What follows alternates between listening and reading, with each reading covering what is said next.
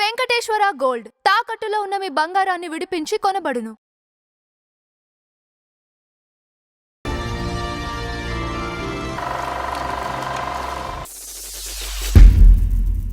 నమస్కారం నందం హరిచంద్రరావు గారు. నమస్కారం అంజుబాబు గారు. సో ఫ్లాష్ బ్యాక్ మన మంచి స్పందన వస్తుందండి. స్పందన వస్తుంది. అలాగే ఏడ్చేవాళ్ళు కూడా కొంతమంది ఉంటారండి. మీరు అలా అనుకోవద్దు. కానీ ఒక విషయం, ఎందుకంటే ఎవరికైనా నేను ఎలా చెప్తున్నాను, ఎందుకు చెప్తున్నానని డౌట్ రావచ్చు. ఒకటి, మహాభారతం కథ చాగంటి కోటేశ్వరరావు గారు చెప్పినా, గరికపాటి నరసింహరావు గారు చెప్పినా కూడా కళ్ళకు కట్టినట్టు చెప్తారు. ఎలా చెప్తారండి? గ్రంథాలు పరిశోధించి అంచేత వాళ్ళు చూసినట్టే చెప్తారు, వాళ్ళు అక్కడ ఉన్నట్టే చెప్తారు. అదే కొంతమంది ఆయన ఉన్నాడా అనేదో కొంతమంది సందేహాలు వెలిపించారు అక్కడికి కూడా వస్తా. ఇప్పుడు ఫర్ ఎగ్జాంపుల్ కొంతమంది లైఫ్ లో ఆల్రెడీ మీకున్న అడ్వాంటేజ్ ఏంటంటే దాసరి గారి దగ్గర ఉండటం వల్ల, దాసరి ఉండడం అందరితో పరిచయం, ఇండస్ట్రీ మొత్తం. కరెక్ట్ దాదాపుగా 70s నుంచి ఉన్నాను కాబట్టి ప్రముఖులందరితోటి పరిచయం. నాగే గారితో పరిచయం ఉంది, రాజేంద్ర ప్రసాద్ గారితో పిక్చర్ పని చేశాను నేను. ఇప్పుడు బి సరోజ గారి గురించి మాట్లాడుకున్నాం. అవును, ఆవిడతోనే పని చేశాను నేను. అట్లా ఎలాగా అంచేతంటే ఎవరో డౌట్ పడక్కర్లా. ఏదైనా సరే జ్ఞానం సంపాదించాలనుకుంటే, తెలుసుకోవాలనుకుని, ఎవరికన్నా 4 మాటలు మంచి మాటలు చెప్పాలనుకుంటే మీలాంటి ఛానల్స్ ద్వారా మేము పరిశోధించి అన్నీ తెలుసుకునే చెప్తాం. అంతేగాని వాళ్ళు అలాగే మహాభారత గ్రంథాలు చదివి చెప్తా ఉంటారు.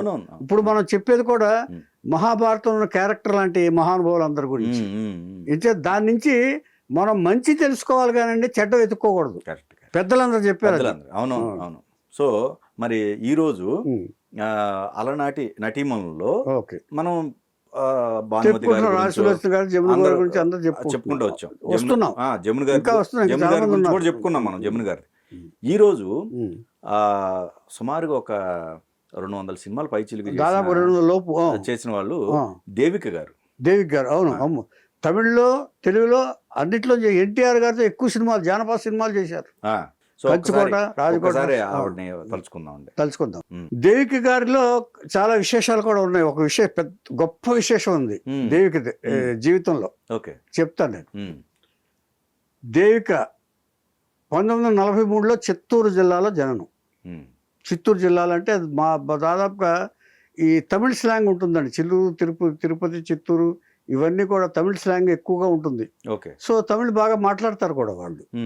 ఏమండి, చిత్తూరు జిల్లా జరిగింది. ఊరు కరెక్ట్గా నేను నోట్ చేయలేకపోయాను, సారీ. చిత్తూరు జిల్లాలో జన్మం అండి. పుట్టినప్పుడు పెట్టిన పేరు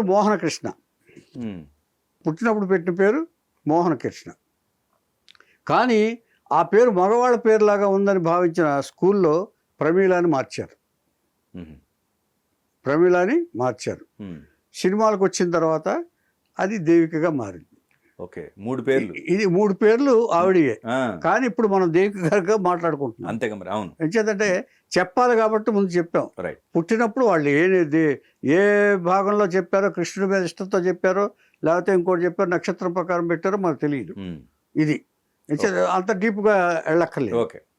తర్వాత ఈవిడ తండ్రి గజపతి నాయుడు, గొప్ప అసలు డిగ్నిఫైడ్ ఫ్యామిలీ అండి.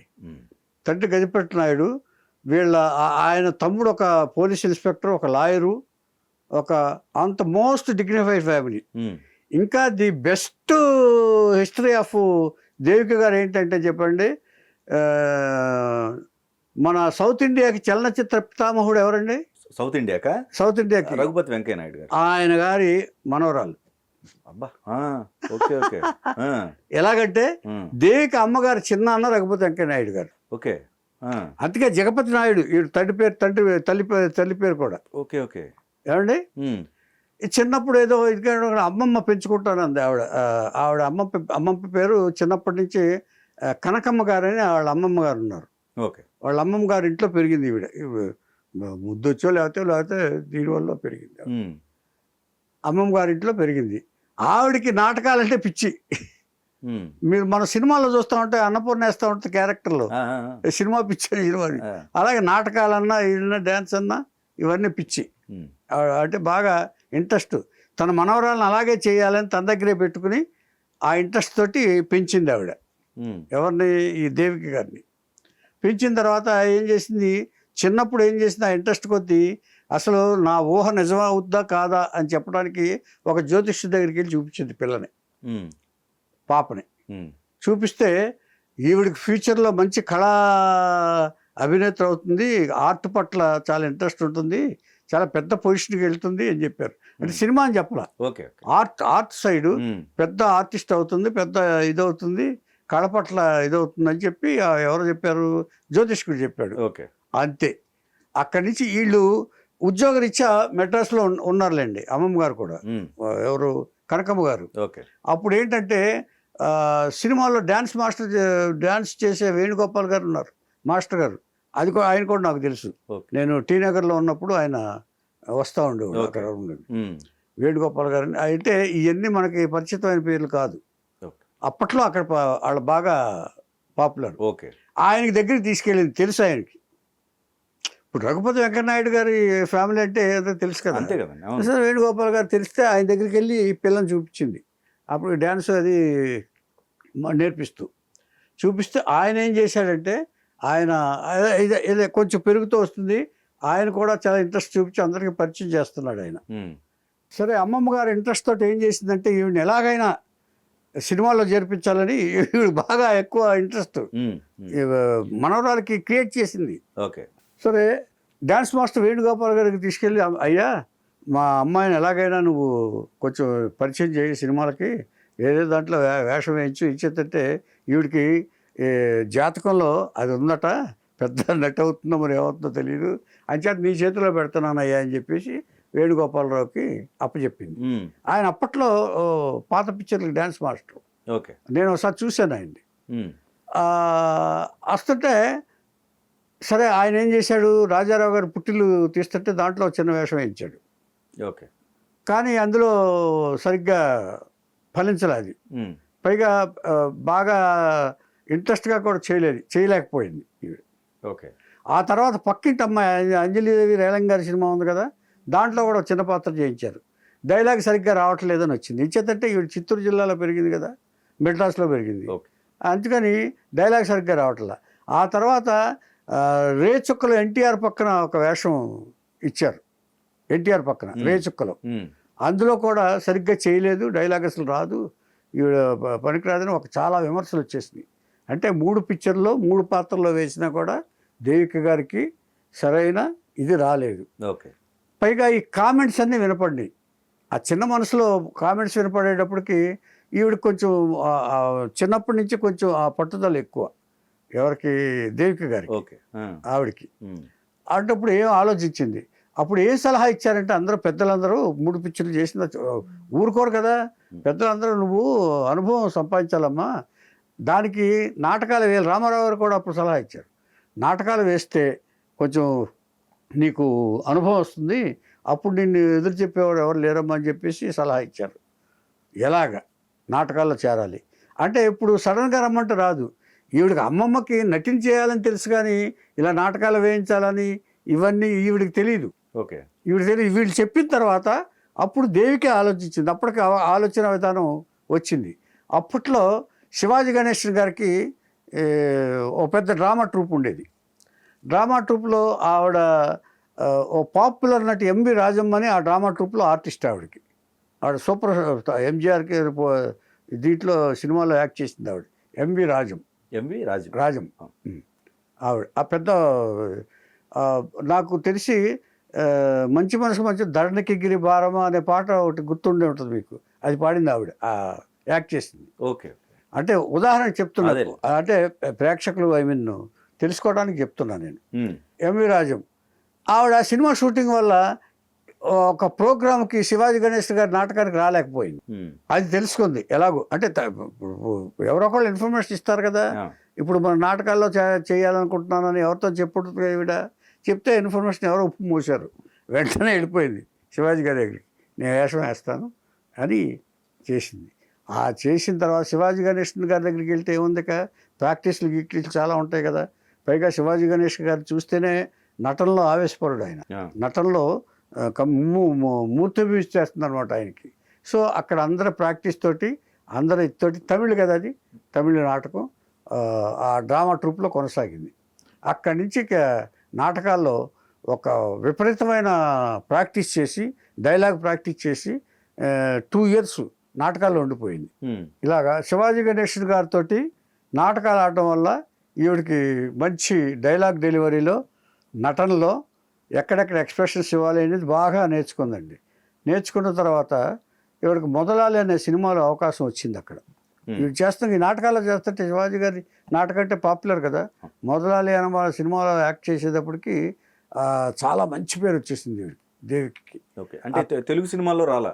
తెలుగు సినిమాలు అప్పుడు రాల, తర్వాత వచ్చింది. ముందు తెలుగు సినిమాలో చేసింది. అదే అవును, పుట్టిల్లు, పక్కింటమ్మాయి, రేచొక్క ఎన్టీఆర్ తోటి. తర్వాత ఈ గ్యాప్ తీసుకుంది ఈవిడ. అవును, సినిమాలకు గ్యాప్ తీసుకుంది తనంతా తానే. అంచేత తను ఫెయిల్ అయ్యి వెళ్ళకూడదు అనేసి ఒక పట్టుదల ఉండేది ఆవిడ. నేను ఒక సినిమా పనిచేశాను, దేవుడే దిగి వస్తే సినిమా పనిచేసినప్పుడు కూడా ఆవిడ చాలా స్టబర్న్గా ఉండేది. నేను ఇలా దగ్గరికి వెళ్ళి చూసేవాడిని, ఏంటి చూస్తున్నావు అనేది. అంటే ఏం లేదని మీకు కంటిన్యూటీ రాసుకుంటున్నాను, ముక్కు ఇలాగే నేనే రాస్తానని చెప్పేసి తనే రాసిచ్చింది నాకు. ఈ అనుభవం నాకు దేవి గారితో. అంచేత అంత సింపుల్గాను అంత పట్టుదలగాను ఆవిడ ఇచ్చేసేది. ఏదైనా షార్ట్ కావాలంటే మళ్ళీ చేస్తాననేది తప్ప అది అడ్జస్ట్ చేసుకోండి అనే మాట లేదు. ఏదైనా సరే అంచేత అలాగే జరిగిపోయింది. జరిగిపోయిన తర్వాత ఇక అక్కడి నుంచి రామారావు గారు పట్టుకున్నారు. రామారావు కంచుకోట, రాజకోట రహస్యం, శభాష్ రాముడులో వండర్ఫుల్ క్యారెక్టర్ తెలుసు కదా మీకు. ఇలాగే ఎన్టీఆర్తో దాదాపు సినిమాలు తమిళ్లోనే 60 సినిమాలు చేసింది దీంతో. ఎంజీఆర్ తోటి, శివాజీ గణేషన్ తోటి, మొత్తం ముత్తురామన్ తోటి, అందరితోటి కలిపి. మనకి తెలుగులో శాంతి నివాసం, శభాష్ రాజా ఈ సినిమాల్లో గుర్తుందా మీకు? శాంతి నివాసం కూడా చేసింది. ఇట్లా ఏఎన్ఆర్తో హీరోయిన్గా తప్ప మిగతా సినిమాలన్నీ చేసింది ఆవిడ. హీరోయిన్గా చేయలే, వదినగా చేసింది. ఏ కారణం ఏమన్నా? కారణం ఎందుకో మ్యాచ్ కాల వాళ్ళిద్దరికి సెట్ కాల. కాంతారావు గారితో చేసినప్పుడు కాంతారావు గారితో చేసింది కానీ ఈయనతో చేయలే. రామారావు గారితో ఎక్కువ చేసింది. ఇంతేంటంటే ఆ పర్సనాలిటీ రామారావు గారికి సరిపోతుంది, నాగేశ్వరరావు వీక్ అవుతాడు అని ఏమన్నా అనుకున్నారో ఏమో, తెలీదు అని అనుకుంటున్నాను నేను. ఇంచేతంటే పక్కన నిలబడితే సావిత్రి గారు మ్యాచ్ అయినంతగా దేవికి గారు మ్యాచ్ అవరని అప్పట్లో ఒక అభిప్రాయం ఉండేది. అంచేత వదిన క్యారెక్టర్ చేసింది. వదిన క్యారెక్టర్ చేసిన తర్వాత ఇక మళ్ళీ దాన్ని ఆ అవకాశం రాలేదు. అంటే వేస్తే తప్పేం లేదు, విడిపోతారు మహానటి మండలి వీళ్ళందరూ నటులు కూడా. కానీ అవకాశం రాలేదు, ఎవరు కాంబినేషన్ వేయలే. శాంతినివాసం, శభాష్ ఈ పిక్చర్స్తో చేసింది. రామారావు గారితో ఎక్కువ జానపద చిత్రాలు బాగా చేశారు దేవి గారు. మోస్ట్ హిట్ పిక్చర్స్ అన్ని కూడా. ఆడబ్రతుకు బ్రహ్మాండమైన సినిమాది, జమిని వాళ్ళ ఆడబ్రతుకు, వాసన్ గారిది. ఏమండి ఇట్లాగా అవుతుంటే ఇకపోతే ఇలాగ కెరీర్ జరుగుతుంది కదా. మన ఈవిడికి వ్యక్తిగత జీవితం మీద అప్పుడు ఇంట్రెస్ట్ కలిగింది వచ్చు. ఈయన భీమ్సింగ్ గారి దగ్గర, భీమ్సింగ్ గారి సినిమా పనిచేసింది ఆవిడ.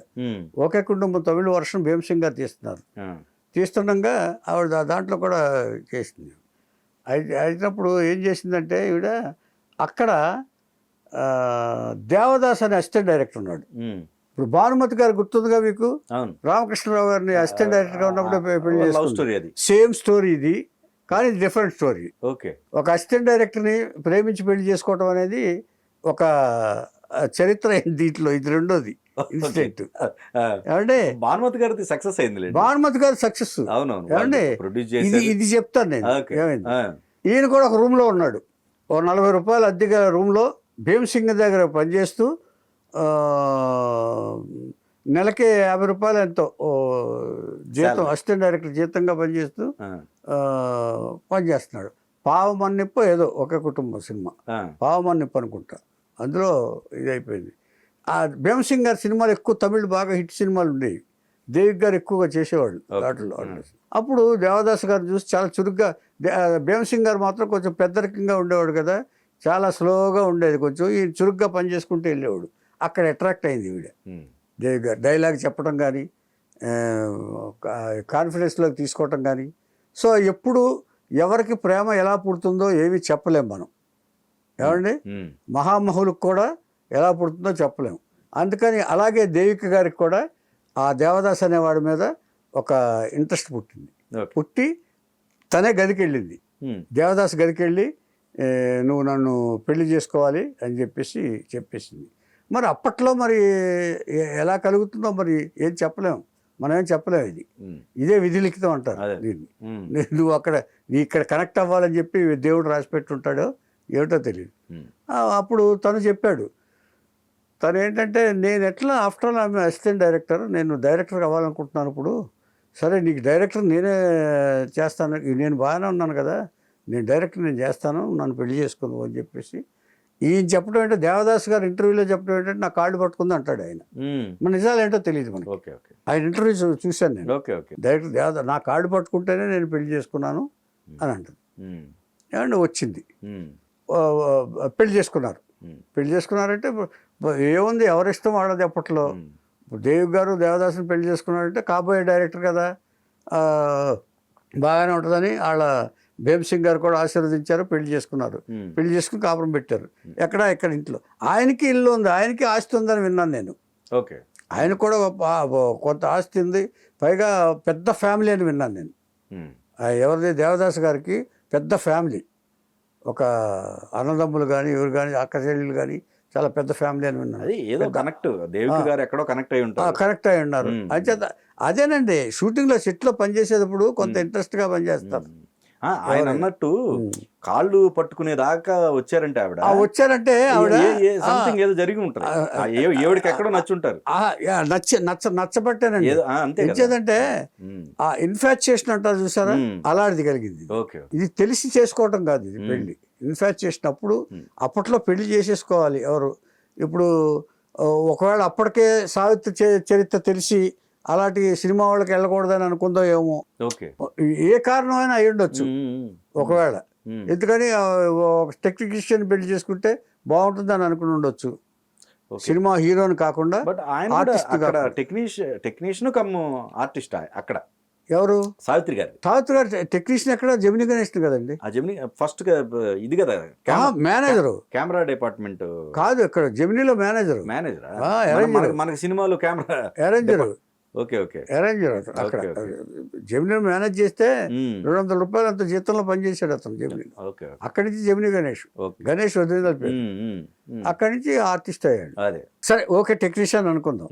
కానీ ఆర్టిస్ట్ అయిన తర్వాత పెళ్లి చేసుకుంది.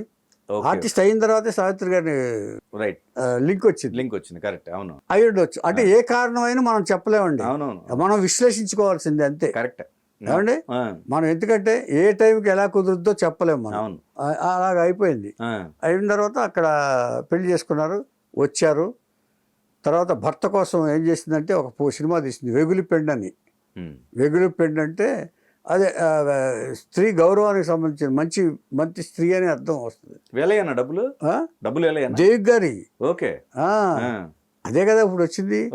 ఇప్పుడు అతను ఆస్తులు ముందు రావు కదండి. ఇప్పుడు వాళ్ళు కంబైన్డ్ ఫ్యామిలీ అయినప్పుడు ఆస్తులు దేవదాస్కి ఎందుకు ఇస్తారు?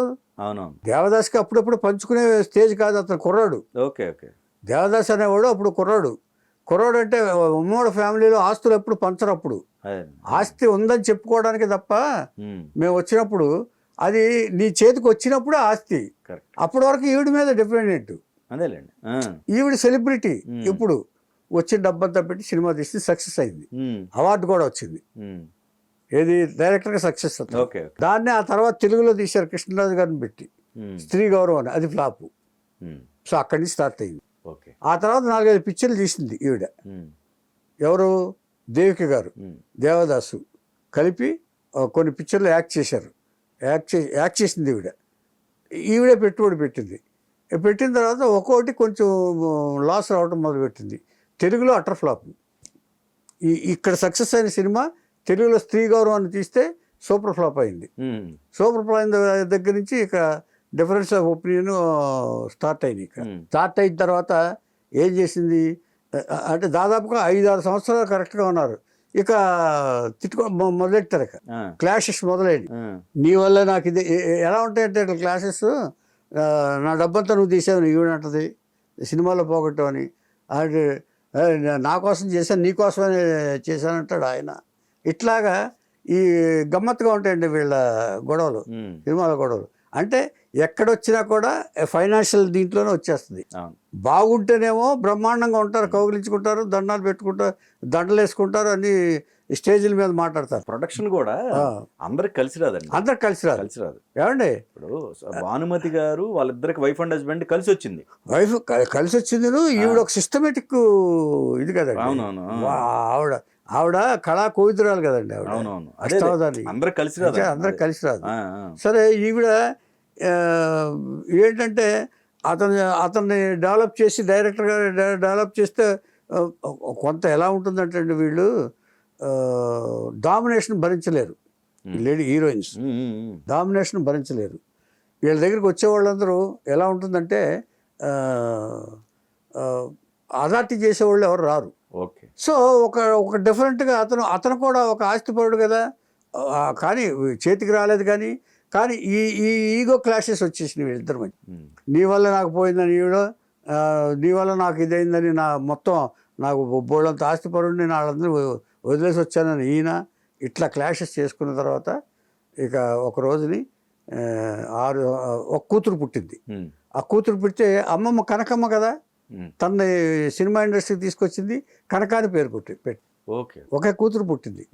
అంటే ఆ తర్వాత క్లాషెస్ స్టార్ట్ అయిన తర్వాత ఇక మెడలో తాళి తీసి ఇసురు కొట్టేసి తన మీద దేవిక సెపరేట్గా వెళ్ళిపోయిన తర్వాత కోర్టులో కేసు వేసింది. కోర్టులో కేసు బాగా ఇచ్చేసుకున్నారు, వాదించుకున్నారు, విడాకులు ఇచ్చారు. విడాకులు ఇస్తే ఇతను ఏం చేశాడు, కోర్టులో చాలా దారుణంగా తిట్టుకున్నారు వీళ్ళని. నువ్వు వ్యభిచారంటది ఆయనమే, అసలు మొగాడువే కాదంటది ఆవిడ. ఇట్లా జరిగినాయి సంభాషణలు. యు ఆర్ ఇంపార్టెంట్ అంటే కోర్టులో ఆమె. నువ్వు నాకు కూతురు పుట్టి నా కూతురు నాకు ఇచ్చే అంటాడు ఆయన. కూతురు ఎలాగిస్తాను నేను, కూతురు గురించి కూడా వేసాడు కేసు. వేస్తే కూతురు తల్లి దగ్గరే ఉండాలని కోర్టు తీర్పిచ్చింది. సో ఇట్లాగా ఆ కోర్టులో వేసేసి మొత్తం 6 సంవత్సరాల తర్వాత వాళ్ళు విడిపోయారు. విడిపోయిన తర్వాత తల్లి కూతురు అయిన తర్వాత ఇక కూతుర్ని ఏం చేసిందంటే ఒక హీరోయిన్గా చేద్దామని, చాలా బాగుంటుంది కూడా కనుక, మీరు చూసారో లేదు, కనుక బాగుంటుంది. ఒక సూపర్ డూపర్ హిట్తో ఇంట్రడ్యూస్ అయింది కనుక. తెలుగులో చేసింది కానీ వాళ్ళు జడ తోడు బెల్ట్ అని విజయబాబు నాయుడు గారు దాంట్లో, కానీ తెలుగులో అంత సక్సెస్ కాల. అసలు ఫస్ట్ ఓపెన్ అయింది వీరబ్రహ్మేంద్ర స్వామి గారి చరిత్రలో.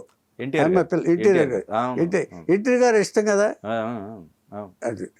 ఏమండి, ఈ అమ్మాయి పెరిగిన తర్వాత హీరోయిన్గా ఇంట్రడ్యూస్ చేద్దామని ఇద్దరు సెపరేట్ అయిపోయారు.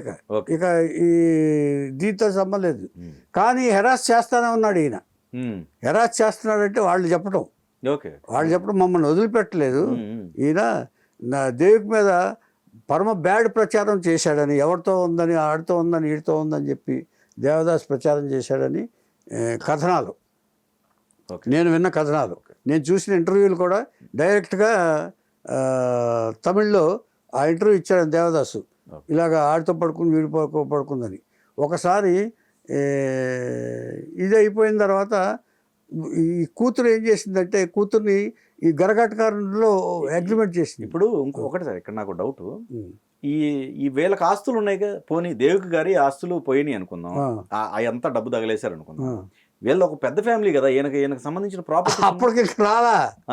అబ్బాయి ఇప్పుడు ఒక పెళ్లి చేసుకుని వెళ్ళిపోయిన తర్వాత అండి వాళ్ళకి నచ్చి ఉండదు కదండి, వాళ్ళకి నచ్చదు కదా వాళ్ళకి, అట్లా ఇవ్వాలి వాళ్ళు. ఆ తర్వాత ఇప్పుడు చెప్తున్నాడు ఆయన, అప్పటికి ఏ పొజిషన్లో ఉందో ఆయనకు అసలు ఏమీ లేదు, లేకపోతే ఈవిడ మీద ఎందుకు ఆధారపడతాడు. అప్పటికి రాలా ప్రాపర్టీస్, వదిలేసి వచ్చిన తర్వాత వాళ్ళకి వెళ్ళి మళ్ళీ జాయిన్ అయ్యి ఆస్తులు తెచ్చుకున్నాడు. మీకు అర్థమైందా? ఇప్పుడు చెప్పేది వేరు, అప్పుడు పరిస్థితి వేరండి ఎప్పుడైనా సరే. ఏంటంటే వాళ్ళు యాక్సెప్ట్ చేయరు. ఒక సినిమా నటిని పెళ్లి చేసుకుంటే శ్రోత్రి కుటుంబాలు ఎప్పుడు కూడానండి వాళ్ళు యాక్సెప్ట్ చేయరు ఎంతైనా కూడా. వీడు వెళ్ళిపోయాడు అని అతని మీద ఎలిగేషన్స్ ఉండుంటాయి కదా. అంటే ఇంతవరకు మనకి నేను తెలుసుకున్నది అదే. ఇలా విడిపోయారండి. ఇక కూతురు తీసుకొచ్చి ఆవిడ తన ఇంట్లో మకాం ఉంటుంది. కూతురు పెరిగి పెద్దదైంది, హీరోయిన్గా చేద్దామని. ఎవరైనా సరే ఒక ఆర్టిస్ట్ కూతురు అంటే జనరల్గా ఇంట్రడ్యూస్ చేద్దామని అనుకుంటారు కదండి. గరగట్టకారన్ అనే సినిమాకి రామరాజుతో కాంబినేషన్లో బుక్ చేశారు. ఎవరిని? కనకాని చూస్తే ఈ కేసు వేశారు తండ్రి. అసలు ఎలా చేస్తారు మీరు? మైనర్ గడ్ల అమ్మాయికి వయసు ఏముందని సినిమాలో యాక్ట్ చేస్తారు అని కోర్టులో కేసిస్తే దేవికి వాదించింది. నటించడానికి వయసు ఏమిటి, పెళ్లి చేయడానికంటే వయసు కావాలి, మైనార్టీ తీరాలని, కానీ నటించడానికి వయసు అక్కర్లేదని చెప్పేసి కేసు గెలిచింది. అంటే దీన్ని బట్టి ఏంటంటే ప్రతిదీ అడ్డుపట్టడానికి ట్రై చేశాడు అతను. ఏ ఇష్యూ అయినా అల్లరి చేయడానికి అడ్డుపట్టడానికి ట్రై చేశాడు. అంటే కూతురు చెడగొడుతుందని చెప్పి, కూతురు మంచిది కాదని చెప్పి, ఇలాంటి చాలా విషయాల్లో అతను డిఫర్ అయ్యాడంట అక్కడ ఇండస్ట్రీలో. ఇది అయిపోయిన తర్వాత గరగట్టకారన్ సూపర్ టూపర్ హిట్ అయిపోయింది. కనకాకి విపరీతమైన పేరు వచ్చేసింది. అక్కడి నుంచి దాదాపుగా అది వేరే విషయం. ఇక తల్లి హ్యాపీగానే ఉంది. ఇది అయిపోయింది. అయిపోయిన తర్వాత ఈ ఒంటరి జీవితం గడుపుతూ ఈ బ్యాడ్ పేపర్స్లో 2002లో ఆవిడ చనిపోయింది. ఇక ఈవిడ సినిమా ఇది కంటిన్యూ అవుతుంది. కానీ తల్లి మరణాన్ని కనక జీర్ణించుకోలేకపోయింది. ఇక కనక వ్యక్తిగత విషయం ఏంటనేది నేను చెప్తాను మళ్ళీ.